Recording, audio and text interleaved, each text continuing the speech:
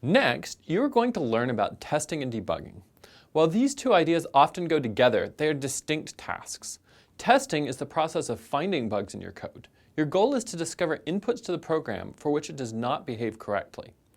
Once a program has failed one or more test cases, you want to debug it. Debugging is the process of fixing bugs in the program. So what makes a good test case? Many people find this counterintuitive, but a good test case is one that the program fails. Does that seem surprising? Why would we say that a test case is good if a program fails it? Well, remember that the goal of testing is to find the bugs in the program. If your program fails a test case, you've found a bug. Another way to think about why hard test cases are good test cases is to think about exams where you test students instead of test cases for programs. Suppose I had a group of students and I wanted to test their programming skills, maybe to determine who to hire to work on a project with me, or to say if they are ready to go write real software to run important systems. Would this be a good test question?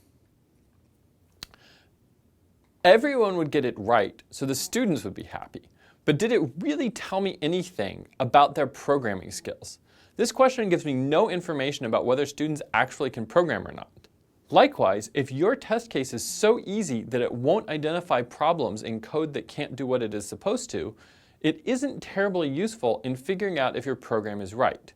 So when you are testing, you want to come up with difficult test cases. This is often psychologically difficult because you want your code to work. You don't want to show that your program is broken, but you would rather find that your code is broken now rather than after it is controlling a self-driving car or flying an airplane and something goes wrong with it. So the upcoming lesson, you're going to learn a lot about testing and debugging. You're going to do assignments which are focused on developing test cases for programs where we have made many broken implementations.